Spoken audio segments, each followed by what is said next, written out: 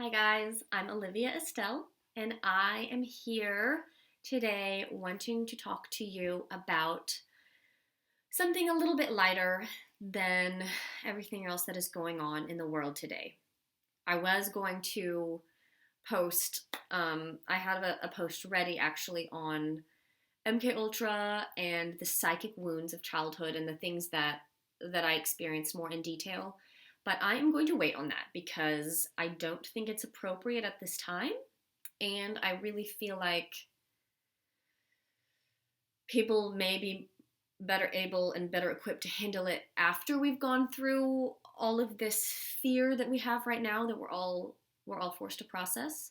So I wanted to post something a little bit lighter but still relevant to what we're all going through right now, which is the COVID pandemic 2020, the lockdown for most of us. I'm not sure if all of you are on lockdown, but um, here in the US, it's not full lockdown, but it's quickly heading that way. So, I wanted to make this video on my psychic reawakening, and it is very relevant to what we all may be experiencing right now because it happened in a period of isolation when I lived in another country and was very lonely and very bored and did not know the language. So I just wanted to talk about my experience and talk about my reawakening because I feel like we can all relate right now. And I believe that this could also give you something to do spiritually while we're all in this boat together. So I had a really wonderful client, and she actually asked me to tell my story about Berlin, my time in Berlin, Germany, and so here it is. And hi, Bridget. Here is my story about my psychic reawakening. So if you have seen my other videos, I call it a reawakening because I came in as a very psychically open child, and I that was cultivated in programs to be used, and I was basically compartmentalized and had very little awareness of my own psychic ability, and it was also shut down very heavily. So the awakening process for me was very difficult and very basically like from scratch. So anyone that does not identify as psychic, I totally understand. I totally get that. That is exactly how I felt too. I felt like I did not identify as psychic. No one gave me any help or validation. I was getting no credit for getting any kind of connection for anyone. And so all of the ways that I was being used by, government intelligence subcontractors, I was never validated within me. I didn't realize that I was a psychic child. That was not part of my reality. So reawakening, I essentially had to do it from scratch. And it was a hard journey. It was a very difficult journey because part of my programming was deprogramming me out of wanting to open up at all and having a physical reaction to doing psychic work, a physical reaction to working psychically. So I had to push through all of that. I had to push through visceral fear of working psychically. And yet, there was a part of me that couldn't do anything else. So, my higher self was pulling me along, just kept urging me and nudging me, and I almost acted out of my own, just my own free will, like something kind of took over. A higher part of me took over and pulled me along in the right direction and really helped me out. It was a huge higher self intervention because sometimes I felt like I wasn't even wanting to act in the way that I was acting, even though I was acting in my highest good. I really, in order to do the best things for myself, and this may resonate with some of you, I had to directly act out of my comfort zone. Things that were good for me did not feel good for me at the time in the dark place that I was in. So making actions like getting out of bad relationships, moving, disconnecting from jobs, and quitting drinking, all of these things felt so insanely, incredibly terrible for me that if I had just been following, what I felt and following a different flow, then I never would have changed those things. So it was absolutely my higher self guiding me into a higher timeline. And I started following the synchronicities. The synchronicities really started showing up for me. And it was a beautiful validation that I really appreciated. And the move to Berlin was part of that. So, first of all, it totally shook me out of my comfort zone. I was looking for an adventure. I was looking to move. But I had a boyfriend that my boyfriend at the time lived in Berlin, Germany. And he wanted me to move down there. I had visited several times and I was like, you know what, I'm going to do it. So I sold all of my possessions and fit everything that I owned into a large suitcase and a carry-on and flew down there and moved down there. And I stayed there for about 7 months, I believe, before moving back because it didn't work out. That is not important. What is important was my journey, my experience. I don't regret any of it. If I had to do it over again, I absolutely would. So I ended up, the few possessions that I had, ended up being really synchronistic because I think I kind of just threw things in there, but they turned out to really be very important. I started realizing how it felt to let go, of attachments, both physical and emotional, really sentimental, as well as my priorities, how to get my priorities straight, which was basically myself, how to get myself prioritized.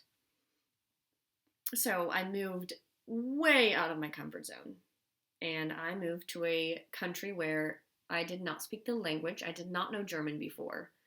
And while I was there, I also wasn't learning the language. I didn't really take any classes. And it wasn't because I didn't want to learn. It was more because I was fully engrossed and devoted to studying spiritual stuff and going down this huge rabbit hole of spirituality that I had opened by doing my first past life regression, which I told you about in my last video, which opened up so much for me. Met a guide, met my spirituality. I basically met my spirituality. And so pursuing that and getting closer to that every day was really how I spent my time and really was my priority. So that would be where I read all kinds of spiritual books. I meditated every day. I went on long walks in the woods on these gorgeous trails that happened to be in the backyard every day. Did yoga. I had to really I was pretty isolated. I had to really just do things by myself. I was with my boyfriend, but sometimes he would be working and I was just alone a lot. And I believe that isolation was what opened up the most for me. So I think it's really pretty relevant now because we're all in this forced sort of isolation. And I just wanted you to know that you can really use that. And if intuition development is something that has ever interested you, or if you find yourself watching it here now, I would urge you to start meditating, to start eating healthy, to start, really taking mindful walks in the woods and pay attention to nature, read spiritual books that you're drawn to. Just really start getting back to know yourself and to know your own spiritual interests. So my isolation led me to kind of like what we're all experiencing now, where my only access to my comfort zone, to my world, was through my computer and um, through the internet, through just researching. So I would just read and research as much as I possibly could, especially because I had left all of my beloved books at Goodwill. I mean, I got rid of everything. So all of my reading was done over the internet. So I just started researching as much as I possibly could, and I was starting from scratch about psychic ability. And I mean, that's really, honestly, I found myself in some kind of like, if you've ever researched some of the deep state stuff, you know what I'm talking about. Some of the really dark places where I was like really slimed and like, okay, that I need to start, changing my searches with this. So I really just wide open, and I spent all my time researching spiritual stuff, looking into all of the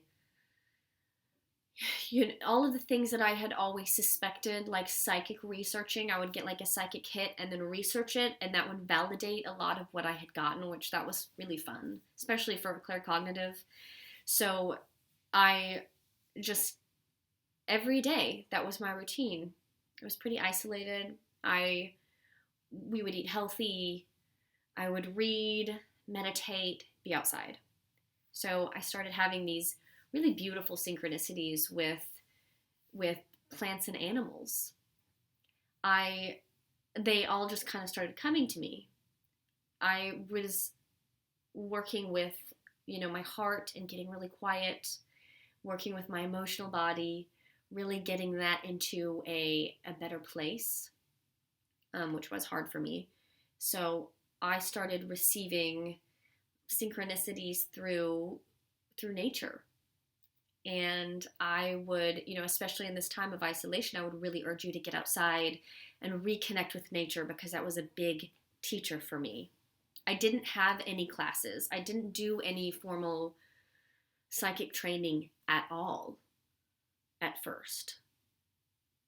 All I did was meditate, ask my higher self for direction. I believe someone also has asked me about the mystery schools and how we get into them, or how we connect with mystery school knowledge. And I would say to that, this period of isolation is a great time to really connect with old knowledge, old memories. The mystery schools were a part of our collective past lives. All of that knowledge, all of that spiritual knowledge is still there, connected to us.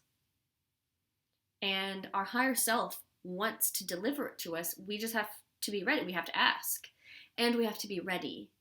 Our emotional body has to be integrated. Our physical body has to be able to hold the information. With our brain has to be able to focus. We can't have brain fog. We can't, have addictions.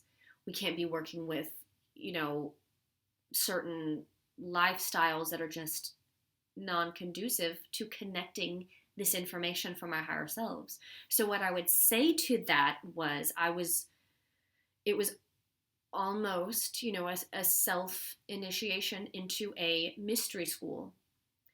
I asked my higher self to please teach me. I was ready to start learning and to please be my tutor. And please initiate me into what I needed to know. And I would start following my inner guidance and my inner psychic mentor. And so I started getting kind of mundane tasks, and I was given books. I was told books to read. So I had about 5 books with me that made the cut and fit into my suitcases. One of them happened to be some random book that I got from a used bookstore on herbalism. And so that was where I was led to go. And as I was reading this book about herbalism, every single herb that was in that book, every single herb and berry that was in that book and flower, there were about 10 of them, was growing in that backyard there in Berlin. So these synchronicities really fed my soul and fed my spirit. So I started working with plant medicine. I started collecting plants. I started communicating with them, just connecting with them, just very basic level.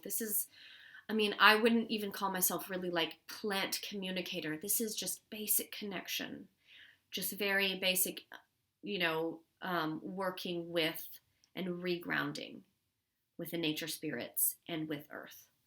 So I would, collect the nettles and not get stung. But if I let my guard down and my frequency shifted a little bit, I would get stung. It was a weird lesson. I was getting taught about how to hold a certain frequency.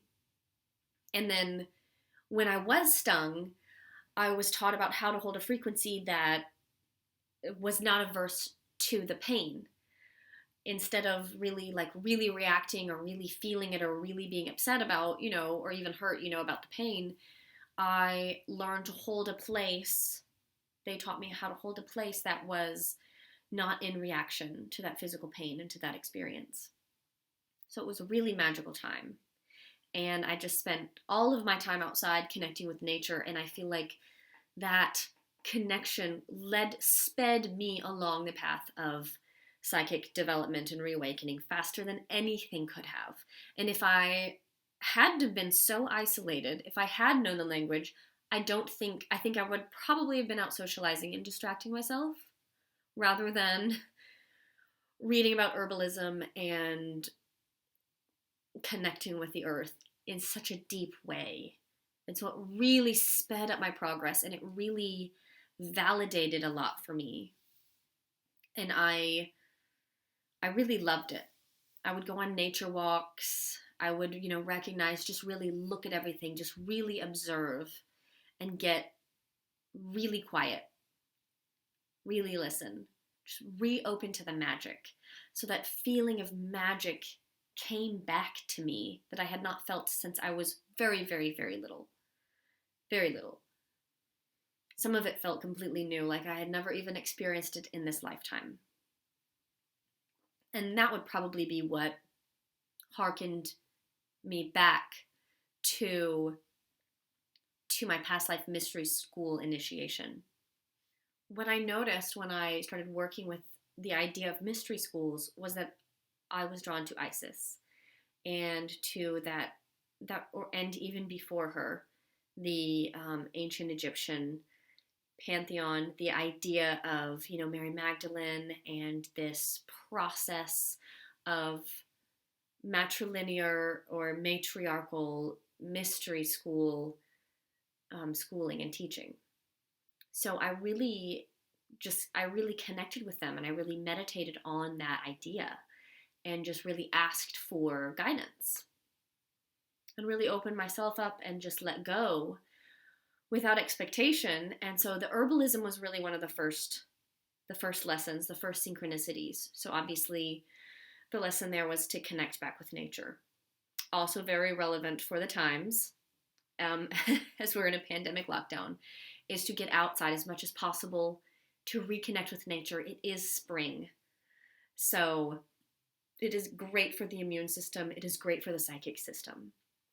And so as I just kept following along with my lessons, I was given different books, different things to read on the internet. I was just led in these really beautiful directions, and I was given stuff via the written word. And so I would ask a question in my mind, just ask my guides, ask Isis, and then I would just leave it, forget about it, go along about my day. And as I was on the internet, I would receive an answer to my question in just the most random ways. So that led me on, kind of a psychic journalism, investigation style experience, which I thought was really fun. And then there's also the, since I didn't speak the language there, it put me into my empathic self. Because when you don't speak the same language as someone, you're automatically in a vulnerable place, especially if you're in their country, right? And as Americans, we don't experience that. I know that you, my international listeners, do just way better at knowing other languages. Americans really only know one, and so here I was in another country, and I didn't know the language, and it was very vulnerable, and I suddenly started realizing that I knew what people were saying, even though I didn't know the language, and I wasn't sure how I knew. But it was a mixture of knowing what they were knowing their intentions, and feeling the intention that they were sending. And so that got me into an extra sensitive place. Like, I was already so sensitive, but just out of my comfort zone like that, cracked wide open into this vulnerable place, my heart just way open. I got back in touch with my telepathy, clairaudience, and clairsentience, empathy. So all of that experience, being around other people that weren't speaking the language, and just being in that vulnerable place for 7 months straight. And I did attempt it. I did very little, but that helped me reawaken this other knowing, this other communication ability that was very latent inside of me. And that was, I think, one of the most invaluable experiences ever. So when we are out of our comfort zones, our inner abilities rise to meet the occasion. Inner modes of communication, inner abilities that we were not aware of, they rise to meet us, and we become aware of them.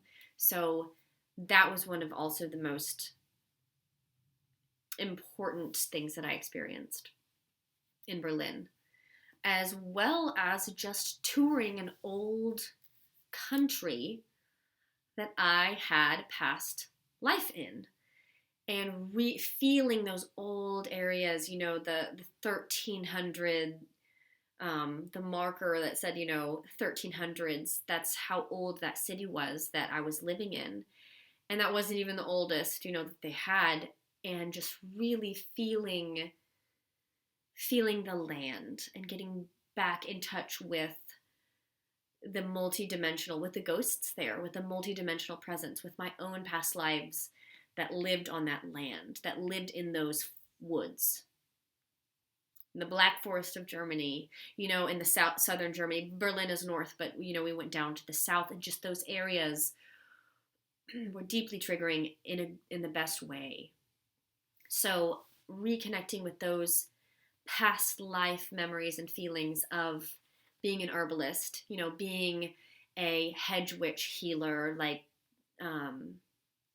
with herbs, and remembering the times when elementals were so close with us, because Germany has a very close connection with the elementals and the nature spirits still, in a way that America does not. So that was one of the most beautiful things too. There are beautiful gardens and little garden plots. People in the city could rent these little garden plots, and they would spend all kinds of time and care there. So they were just really beautiful spaces where the nature spirits were really still alive and well. And you didn't see just what we have in America, just fields after fields of just abandoned farmland, where the nature spirits are just not in collusion with what is going on. And so the abandoned farmland is abandoned food. And so over there, I was getting back in touch with, eating food that was also filled with spirit. And so, you hear, if you've heard stories about, people that are gluten intolerant, and they go move to Italy, and they can eat as much bread and cheese and wine and olive oil as they possibly can, and they're losing weight, and they feel better than they ever have been, and they're connected and feeling great. That's Why? Because there is still the nature spirit imbued in the land, in the plants, in the earth there. And it has to do with the people there keeping that alive. You saw a garden gnome in every garden in Berlin, or in this, the area, the town that I lived. So that was also really cool and really powerful. And I feel like what I took away from that is still something today that I use and I remember, and I can still connect in with the nature spirits and call them in and help me feel magical again. It helps me reopen and reawaken psychic ability when you can contact that magic. And so that is something that I would urge you to try, especially if you are in isolation, is to really get in touch with that feeling of magic, however that is for you, however that feels to you. But that's how it felt for me, was connection with nature. So I just wanted to share that. And I believe that is all for now. I hope to be talking a little bit more about my psychic reawakening, as well as getting more into detail about MK Ultra in the future, when things are a little bit better, things are a little bit easier to talk about dark stuff. But until then, I really just want to urge you to work on your psychic development and your intuition at this time. I think it is a beautiful way to pass the time and to use the isolation. You can turn loneliness into deep psychic self-contact and deep spiritual reawakening. So, all my love to you. Thank you so much for listening, and have a beautiful day.